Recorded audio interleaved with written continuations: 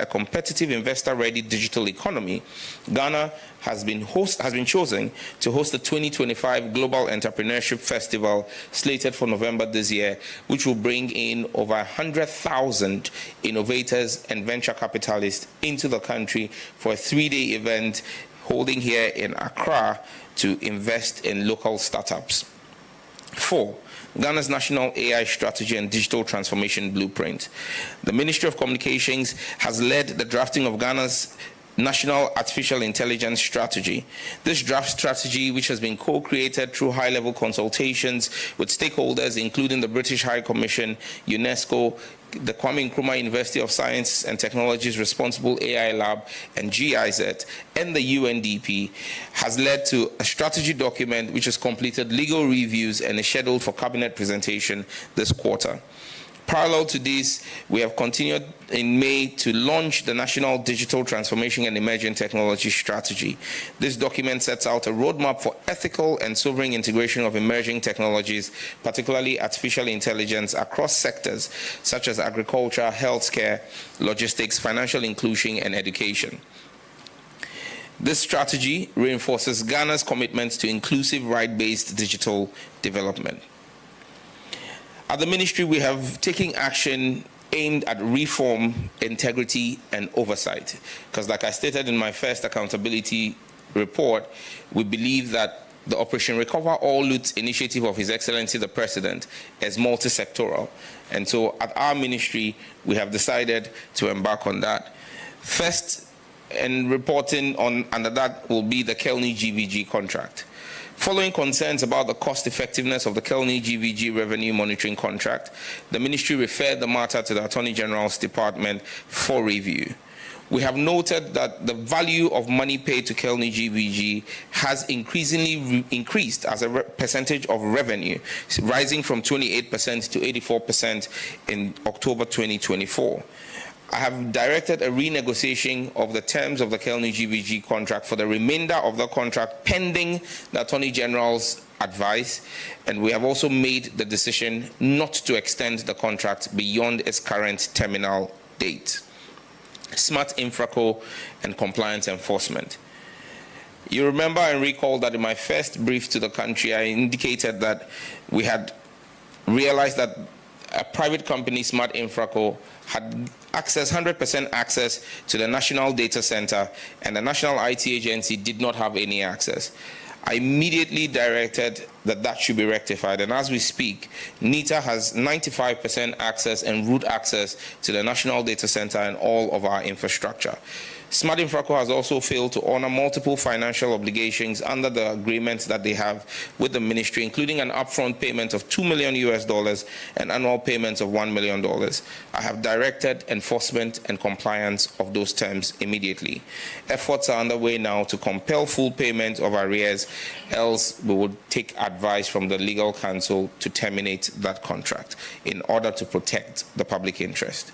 NGIC and 5G. The NGIC, Next Generation Infrastructure Company, the exclusive shared neutral 4G, 5G infrastructure provider, is progressing steadily towards its target of activating 350 5G-ready cell sites by the last quarter of 2025, with at least 50 live sites for 5G expected in Accra and Kumasi. As of today, NGIC has deployed 16 5G-ready sites and received full NCA approval for its core network infrastructure. I've also indicated in my last briefing that failure by NGIC to roll out full commercial activities by end of Q4 this year will lead to me terminating the terms of that contract, taking away the exclusivity clause in there, and opening it up for fresh negotiations. 4. Ghana.gov. The Ghana.gov platform has run under the previous administration of President Akufo-Addo without a contract. Millions of Ghana cedis, in fact, hundreds, tens of millions of Ghana cedis were paid every month to companies without a contract. We have put an end and a stop to that. Since President Mahama came into office, not a pesewa has been paid on that because we cannot keep paying for a project that has no contract. The ministry has redesigned the project. We're going to launch it in Q4 of this year. working closely with the Ministry of Finance. We're currently at the Public Procurement Authority seeking clearance to proceed with a public tender to ensure that the best value for money is achieved for the Ghanaian people. The redesigned site will feature faster access, full Ghana card integration, an intuitive, streamlined interface tailored for both individuals and businesses, and will harmonize all of government's payment gateways and platforms into one portal. 5. Operation Recover All Loot Oral, specific to broadcasting frequency audit. As part of the government's oral initiative, the ministry directed the NCA to conduct a comprehensive audit of broadcasting frequencies. The first phase of the audit revealed multiple regulatory infractions with a total estimated tax penalty of 9.5 million Ghana cedis. Several stations have already been shut down for non-compliance. The ministry remains committed to reclaiming state assets and ensuring that frequencies are allocated transparently and in accordance with law. And you will also recollect that about 5 weeks ago, the ministry issued a directive to the NCA to shut down 64 radio stations. The President, His Excellency John Dramani Mahama, intervened and requested for amnesty, which we granted a 30-day amnesty. Let me state that of the 64 radio stations, 58 of them have written to the NCA and started the process of regularizing their paperwork. However, you would recall that I indicated that the total number of radio stations in default was 210. The 64 was just one phase. We expect that the public sensitization with the first batch of 64 would have compelled the others to have taken steps to rectify their anomaly. For all those who have failed to take any step, there will be no further public announcement on it. There simply will be enforcement in order of protecting the public resource. 6, girls in ICT. The ministry has scaled the 2025 Girls in ICT initiative across the Volta region, Upper East region, and Upper West region as part of efforts to close the gender gap in digital skills. In June this year, 1,000 girls from 18 districts in the Volta region completed a 3-week practical training program covering web development, game animation, cybersecurity, and coding, equipping them with relevant tools for Ghana's future digital economy. The Girls in ICT initiative reinforces our inclusive digital transformation agenda by investing in the next generation of female tech leaders and ensures that digital opportunity is genuinely national. And let me once again remind you that this initiative was an initiative that started under President John Evans Atta Mills and Vice President John Dramani Mahama in 2012. Now, on consumer and public interest protection efforts, I'll start with PayPal. The ministry has formally reopened engagements with PayPal to restore full access to its service for Ghanaian users. As of June 2025, PayPal's regional government relations team has issued Ghana a compliance roadmap outlining the technical, regulatory, and financial standards required for whitelist reinstatement. The ministry is working closely with the Bank of Ghana and other key stakeholders to fulfill these conditions and to ensure PayPal also meets the necessary requirements to operate in Ghana. This effort is a strategic priority to expand access to global digital payment platforms for freelancers, SMEs, startups, and the creative sector. Securing PayPal access will remove a long-standing barrier to participation in the global digital economy and expand financial inclusion and cross-border trade opportunities for millions of Ghanaians. We're working closely with the Governor of the Bank of Ghana to ensure that PayPal is given access to our economy and our digital space. However, we'll insist that PayPal will comply with the regulations of the Bank of Ghana. 2, TikTok. As part of our efforts to promote a safe, vibrant, and inclusive digital creative economy, I met with TikTok's West Africa Government Relations team on the 26th of June. Our discussions focused on enforcing age restrictions, safeguarding minors, and promoting responsible content development. I urged TikTok in that meeting to ensure fair compensation for Ghanaian content creators, and I also proposed the establishment of a local moderation and content governance team to reflect Ghana's value, protect our user rights, and support national regulatory expectations. I'm looking forward to the TikTok partnership with the ministry to provide capacity building for our content creators in the country on how best to monetize that platform for the benefit of Ghanaian content creators. That should happen in Q4 this year. Now, MultiChoice Ghana. I made the announcement that I had directed MultiChoice to be present at the ministry for a meeting. At that meeting, we requested a 30% reduction in pricing for subscribers of MultiChoice Ghana's packages. The meeting addressed public concerns about affordability, value for money, and fairness in service delivery. I made clear the ministry's expectation that pricing structures had to be responsive to Ghana's current economic context. I made a formal request of 30% reduction in the package pricing and gave a deadline of July 21st for a formal response from MultiChoice. On the 21st of July this year, I received a 9-page letter from MultiChoice detailing why they were refusing to reduce their pricing. Their reasons included that the cedi had depreciated in the preceding 8 years by 240%. And they claimed that my request for a reduction on the basis of the appreciation of the cedi was unfounded because, in their words, the appreciation of the Ghanaian cedi over the last 6 months has been a fluke which could not be sustainable. As minister, my fidelity is to the Ghanaian people. I have had to act in the interest of the Ghanaian people.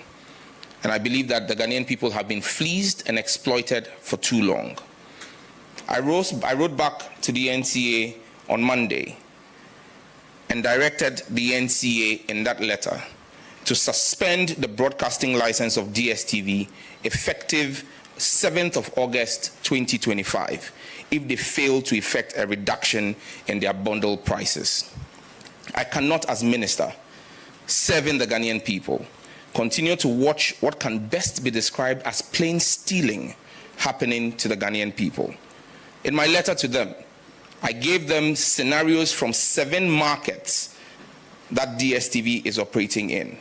The same content in the premium bouquet that is offered to Ghanaians for $83 equivalent is offered to Nigerians for $29 equivalent.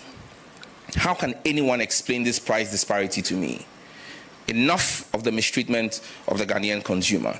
They either comply with the reduction, because in Nigeria, in the same time frame that they say the Ghanaian cedi has depreciated by 240%, the Nigerian naira has depreciated by 409%. If Nigerians are paying equivalent of $29, DSTV must charge same here in Ghana, or we will suspend their broadcasting license effective 7th of August 2025.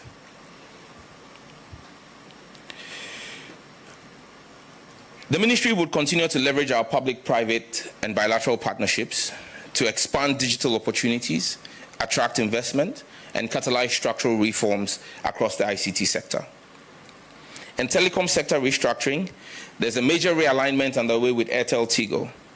We're working closely with the Attorney General's Department to look at the financial viability of Airtel Tigo, and we're currently in negotiations with a number of options on what the way forward with Airtel Tigo will be. I'm sure in the next 30 days, we'll make a national announcement on what will happen with Airtel Tigo. On youth and skills development, apart from the strategic partnerships that we have signed with Huawei and Google, we have also signed strategic partnerships with MTN and Telecel, 2 telecom operators in the country, to train and help co-develop Ghana's National Artificial Intelligence Innovation Center. This agreement will see the commitment of critical resource to the training of 5,000 young people in artificial intelligence and related digital skills over the next 18 months. MTN Ghana, as part of their contribution to government, is building a $25 million artificial intelligence innovation center at the Accra Digital Center in Circle. This partnership will strengthen Ghana's institutional and workforce readiness for AI adoption. Earlier this year, the ministry signed an MOU with the UAE government to co-develop a $1 billion Ghana UAE Innovation Hub. The project will anchor high-tech manufacturing, startup incubation, and digital services with a multi-phase construction scheduled to commence in 2026. Currently, we have just completed work with the Lands Commission in identifying the 25-kilometer square land in Dawa in the Ningo Prampram district to begin the construction work. In conclusion, the Ministry of Digital Communication, Digital Technology and Innovation continues to reaffirm its commitment to building a secure, inclusive and innovation-driven digital economy. The first half of 2025 has seen tangible results in law reform, digital inclusion, infrastructure rollout, sector regulations, and strategic partnerships. As we enter the second half of the year, we remain focused on consolidating these gains and delivering a digital Ghana that benefits every citizen, every business, and every region. In July, at my last Meet the Press, I reaffirmed Ghana's digital leadership, and I will continue to do so as I did at the ITU Council in Geneva, where I secured alignment with global telecom agendas and strengthening bilateral cooperations on digital infrastructure and governance.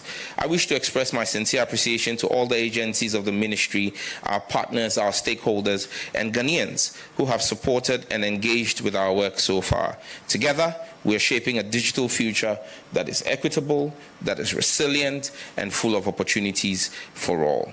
But before I end, let me just touch on one other thing we have done as a ministry, has been in the area of law enforcement from the Cybersecurity Authority. We have carried out a number of operations in collaboration with other state agencies. Coming Monday, the CSA and the police CID will hold a joint press conference to give full details of all the work that we have done. But we are committed to clamping down on illegal activities in the cyberspace, especially human trafficking.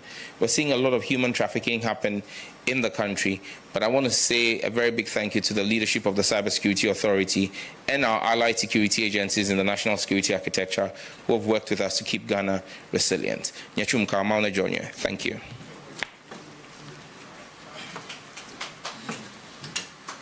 Thank you very much, Honorable Minister. So the floor is now open for questions from members of the media present.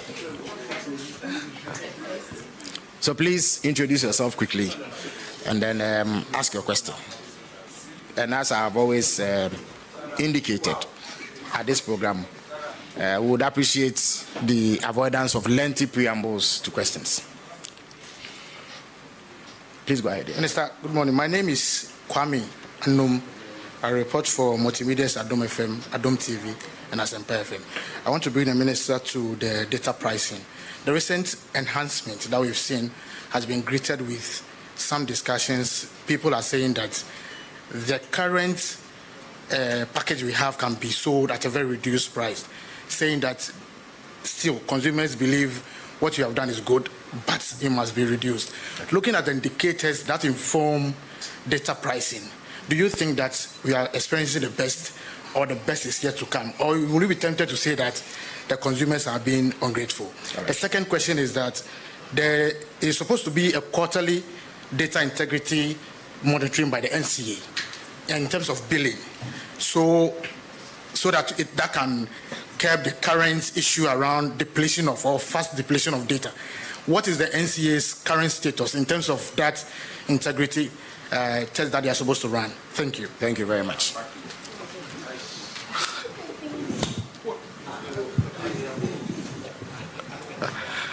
All right, good morning. My name is Shadrach Odamiejare, Metro TV.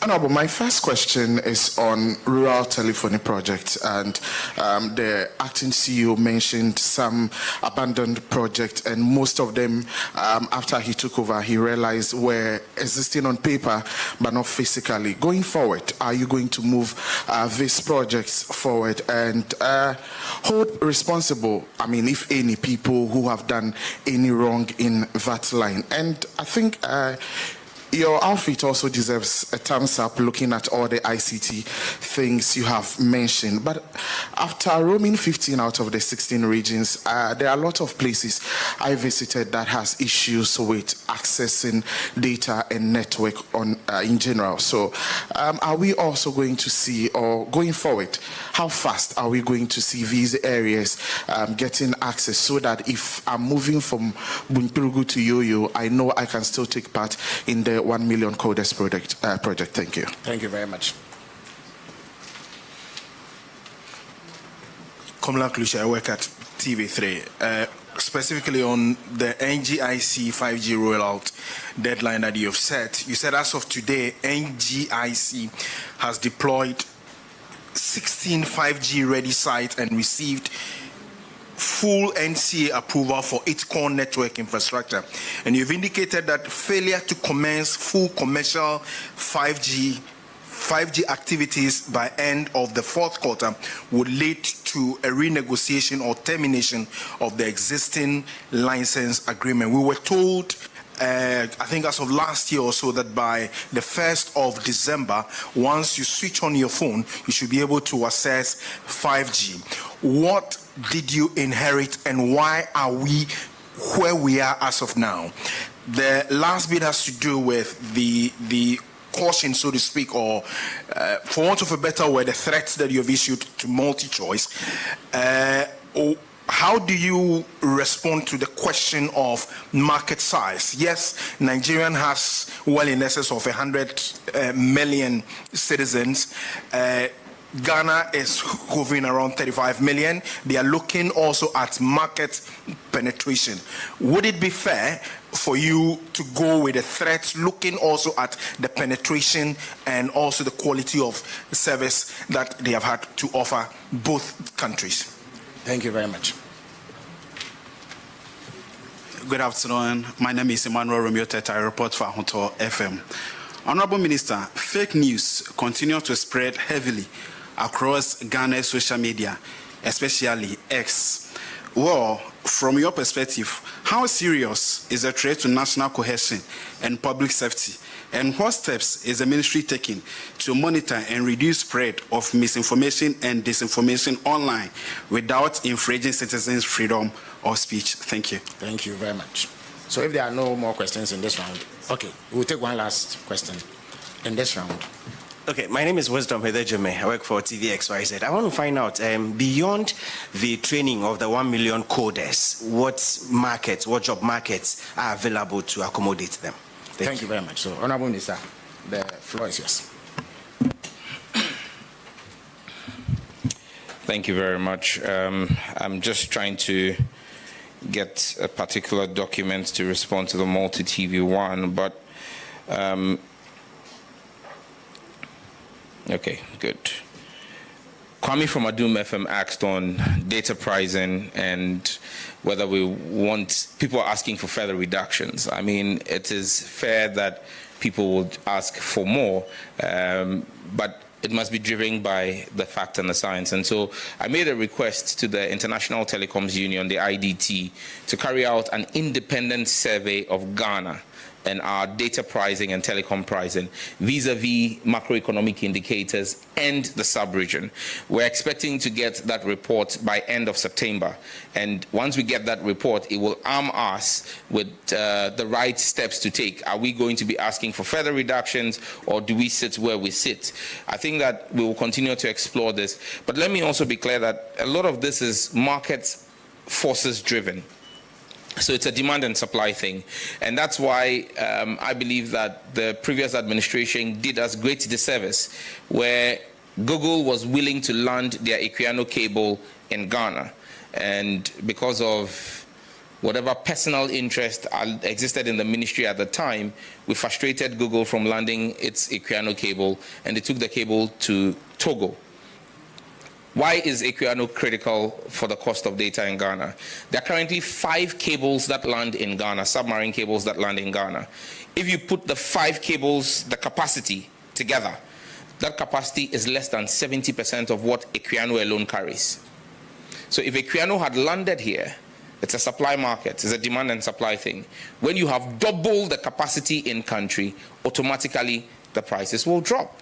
And so we've started work, and last 2 weeks I brought the Senior Vice President of Google to the country, and we met with His Excellency the President, and the President, John Dramani Mahama, told him, James Manyinka, that the government is willing and ready to engage with Google, and that we wanted Equiano here before the end of 2026. Commitments have been made by Google's end, and we're hopeful that we'll work with Google and expedite whatever actions to ensure that Equiano lands here in Ghana to improve capacity.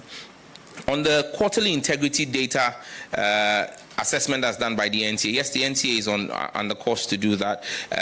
We rolled out this on the 1st of July, which was the beginning of the third quarter. So it's a quarterly thing. So they're going to do the survey July, August, September for Q3, and then present the report. So once we get that report in Q3, we'll definitely make that available to the public. But another regulatory directive I've given to the NCA, which is being explored right now, is, you see, when you make phone calls, at times you get a pop-up message that tells you that you spoke for this long and this amount of your credit has gone, so this is your balance.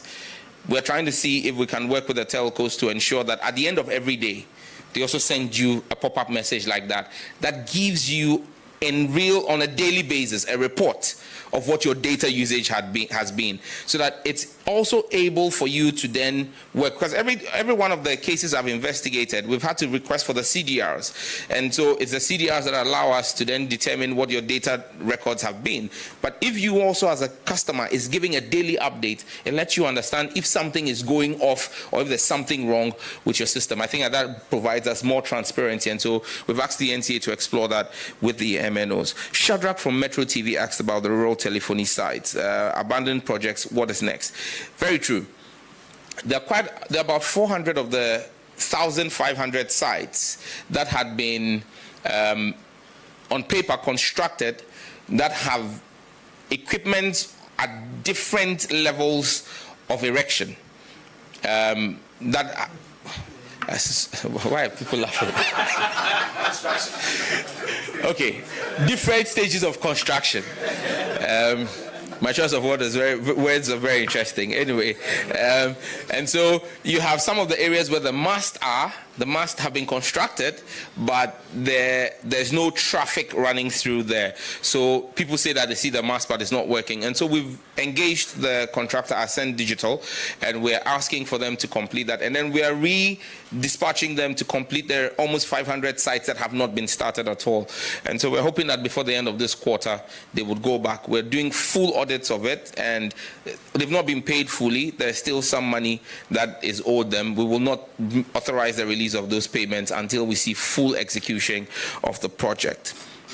And he spoke about data access in rural communities. That's where the real challenge is, because you see, most of these cell sites were 2G and 3G sites, the rural telephony sites. Most of what were built were 2G and 3G. And so you realize that a lot of the data experience is actually 4G. So in those areas, even though they are rural telephony sites, if you are in a rural part of the country or driving through a rural part of the country and you are on the rural telephony network, your data experience is almost non-existent. You can only make voice calls. And that's why for us as a ministry, we've indicated that we're going to review RTP1 and RTP2, which is a rural telephony project, see how well we can upgrade them to 4G sites to be able to give data experience there. And as we begin to explore RTP3 sites will all be 4G and 5G enabled, because we believe that you must not only take voice to the rural community, you must take data as well, because that's the only way you can bridge the digital divide. Kamala from TV3 asked about NGIC and the previous claim. I think it was sometime in November 2024 that the previous administration launched with fanfare 5G. Let's just say that it was smoke screens and voicemail. There was actually no fact. I mean, even that day at that center where they launched the 5G, there was no 5G network, and there is no 5G anywhere. If there was 5G, I haven't directed the NCA or NGIC to turn off any 5G site. We would have seen it. But I think it's such smoke screens and gaslighting from the previous administration that made the Ghanaian people give such a decisive victory to President Mahama. And that's why for me as his Minister for Communication, Digital Technology and Innovation, I'll be truthful and honest with the Ghanaian people. We have no 5G service in the country. NGIC has received all the necessary approvals. In fact, last 2 weeks, I gave the final connecting entity license approval for MNOs. They're asking for an additional license for ISPs, which I have declined. My argument is simple. You have a license. You've had it for almost 3 years. At the very least, I've given you the authority and the license to regulatory approval for you to connect to MNOs. Focus on that and roll out with MNOs. Why do you want me to add additional ISP licenses for you. No, deal with MNOs. Let's see that you've rolled out with MNOs. 6 months after you've rolled out with MNOs, we'll consider granting ISP licenses as well. But for now, like I have indicated, if by end of Q4 we do not see a full commercial rollout on telecom operators of the NGIC 5G network, we would take away the exclusivity clause and then review the entire license arrangement in the interest of the Ghanaian people. Multi-choice. Now, commonality is not a threat. It's simply a policy direction. Whom am I to issue threats? I'm merely a policy maker. And so the policy position of the government is clear. I'm just going to run through a portion of my letter to DSTV.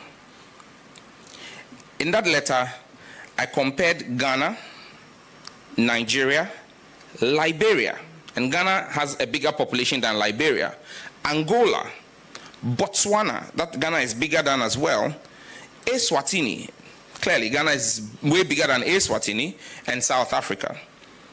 For the premium package, Ghana pays 82 equivalent. What I did was I took all the package prices and pegged them at the central banks of all of these countries, their rates to the dollar, so that we have a uniform pricing. For premium package, Ghanaians are asked to pay $82.40.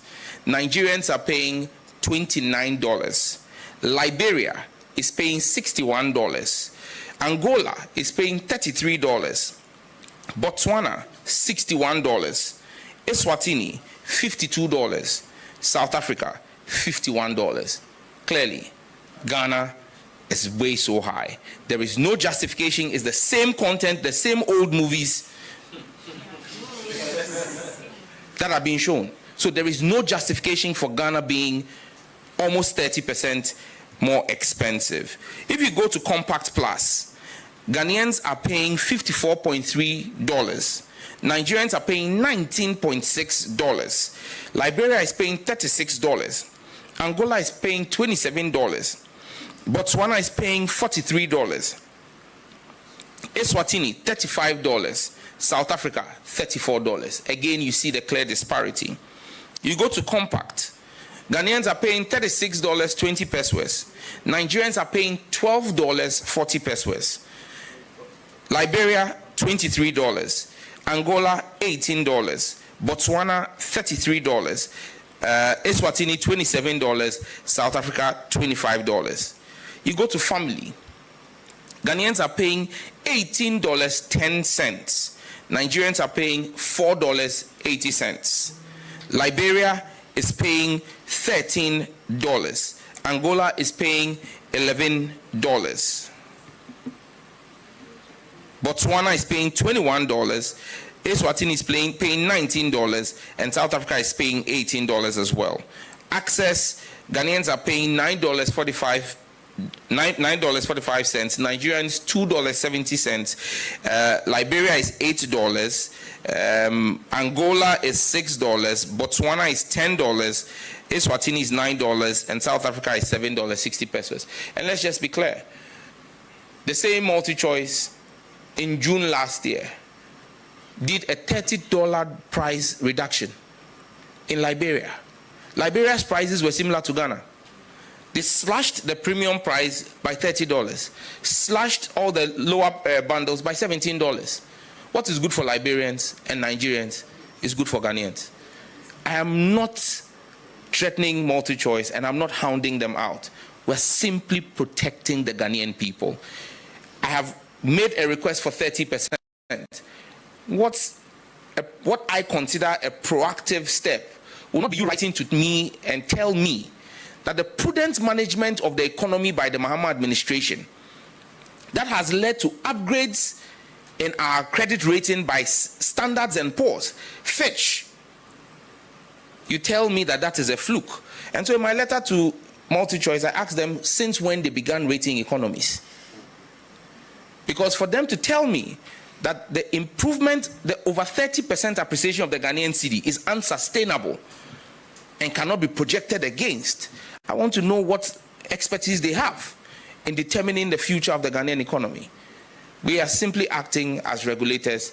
We will not give a license to a foreign entity to come and fleece Ghanaians. You want to work here in Ghana, you will work in the interest of the Ghanaian people. I gave them 21 days, they responded. I've given them another 7 days. By 7th of August, the NCA would suspend their broadcasting license if they don't come back to us with a reduction in price for the Ghanaian people. And I know that they are banking their hopes that the Ghanaian people will complain about the Premier League. No, there are several ways of killing a cat. Romeo, I'm not a cat hunter, please. Don't let my in-laws come after me. You know my wife is a Voltarian. That's on the lighter side. Me and Komla have eaten cat meat before. Romeo from Ahuto asked about fake news. Yes, I indicated that we had 15 legislation underway. One of them is a legislation on misinformation, disinformation, and fake news and hateful speech. That is also about 90% complete.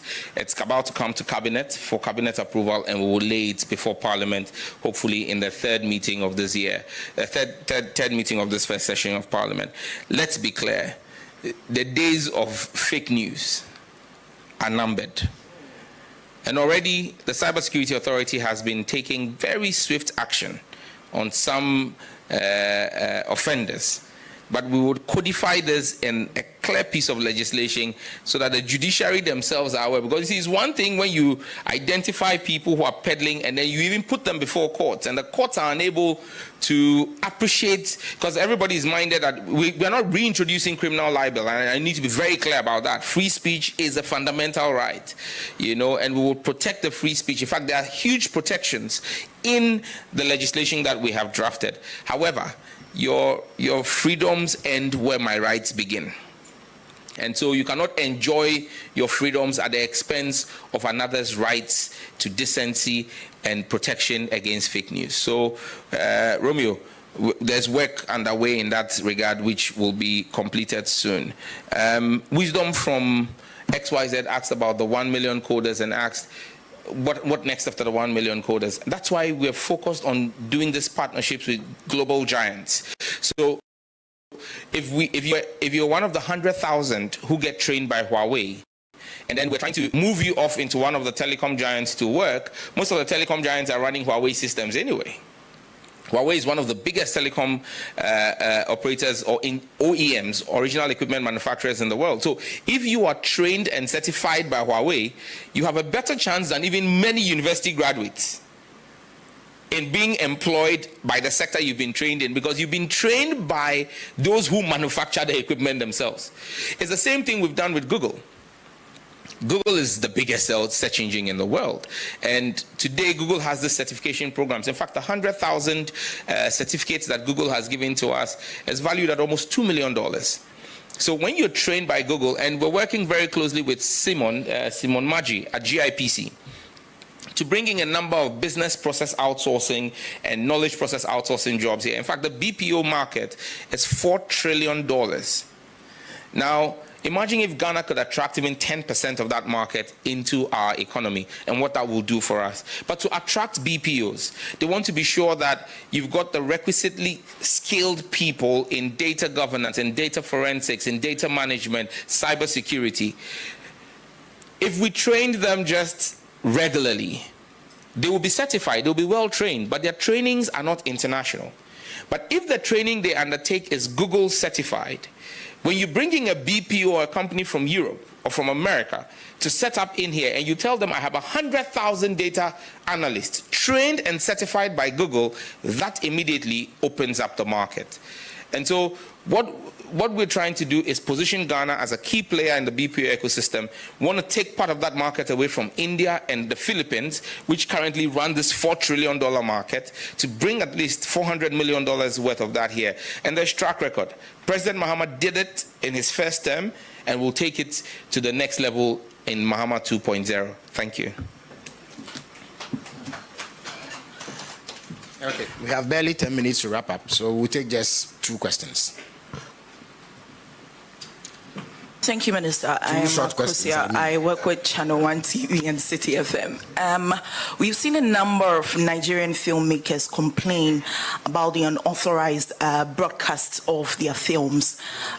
You were swift to respond to some of these concerns, but we want to find out from you what is the immediate action being taken by the ministry to address these copyright infringements. Thank you. Thank you. Maxwell Ababa, Joy FM, Joy News. Okay, so I'm interested in the $1 billion digital and the technology and innovation hub. Minister, some of your critics are already predicting doom and gloom for that project. In fact, they say that it's going to take the same trajectory like the Hope City project. I know the Hope City project was private sector led. This has a government-to-government structure. I want to find out from you, what would you say to allay their fears? Thank you. Sure. That was short.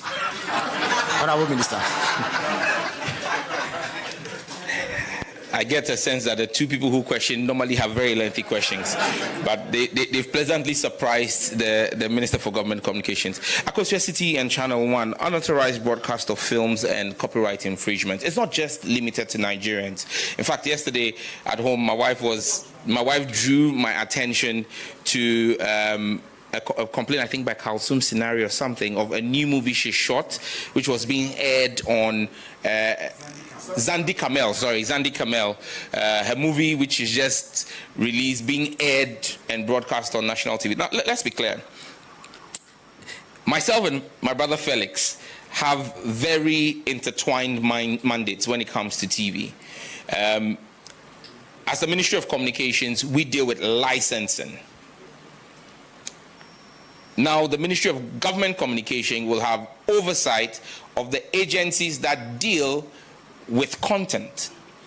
So the National Media Commission, even though constitutional, will have some government engagements with the Ministry of Government Communication and the National Film Authority. But we've taken critical steps. Myself and Felix met with the National Film Authority and the NMC. We had a joint stakeholder engagement where we discussed this issue, and we're beginning to come up with the framework that's going to guide broadcast of material and protection of intellectual property rights. So the point here is this: you would need to have a multi-sectoral approach where the Film Authority, the National Media Commission are looking at the issues and raising them with the Ministry of Government Communication, and where there are defaults or recalcitrants, we will step in with the regulator to enforce or sanction errant media houses.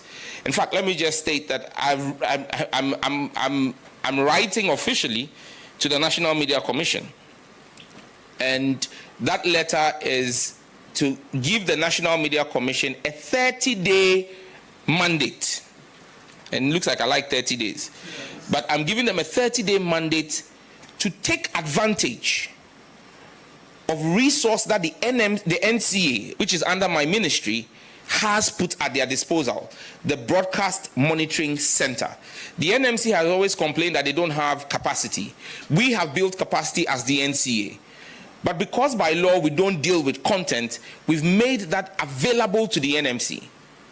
We record and store for at least 90 days every single broadcast in this country, both radio and TV. It comes at huge expense to us at the NCA. We could be using that money for something else, but we've put it at their disposal. If the NMC fails to fulfill their mandate of dealing with content, the NCA may be forced, in the interest of public safety and morality, to begin to take licensing action on the basis of unwholesome content that we are seeing. We will not, under the watch of President Mahama, allow what happened under the previous administration, where ritual content drove 10-year-olds to commit murder of their own friend in Kaswa. We call on the NMC to step up its work and do what is right. I know there's a new commission, and I'm urging them to take advantage. We at the NCA and at the ministry are willing and ready to comply and work with them. They need to clamp down on fetish practices and money doubling schemes that are going on TV. That is unwholesome content. And so the NMC is being called to do their work. we would support them. Maxwell, Joy, UAE Hub. I mean, if you've been bitten by a snake before, when you see an earthworm, you'll be worried. I mean, but let me be clear. This is no Hope City. This is called the Innovation Hub. And this is being led under the auspices of His Excellency John Dramani Mahama. I give you full assurances. Like I said to you, just last Wednesday, we went to the Lands Commission to identify the land. The site plans are being developed. The project management office has been set up already. And the Emiratis are serious people, just as serious as the Ghanaians are. We are not going to play around with this. This, for me, is a legacy issue. And we will ensure that it is executed in phases. And I'm sure that as construction starts in 2026, we'll invite you for you to come and see the work that's going on there. What we are doing is a critical need. The world needs an AI footprint on the African continent. And we've taken leadership as Ghana over the last 7 months in what we're doing legislatively. And so you've got a lot of African workloads today being processed out of Dubai and the GCC. But those African workloads should be processed here. And that's why they're bringing this hub here. And you'll see all of the tech giants move the African headquarters into Accra so that we can begin to work. It's a commitment we've made. It's a commitment we will keep. We promised to drop data prices and increase the bundle. We delivered. We've promised now that DSTV would either comply or pack up and go. We've delivered. We are promising you an innovation hub. We will deliver. Thank you. In fact, we promised you 1 million coders. We've delivered. Thank you very much, Honorable Minister, for delivering on those promises and apprising us of the work done so far to realize those objectives. On this note, we will draw down the curtains here for today's edition of the Government Accountability Series, with immense thanks to the Minister and to yourselves in the media for attending upon us. On Monday, the Honorable George Opariado, Minister for Youth Development and Empowerment, will be here to update us on the various youth development and job creation interventions introduced by the John Dramani Mahama administration. So until then, goodbye.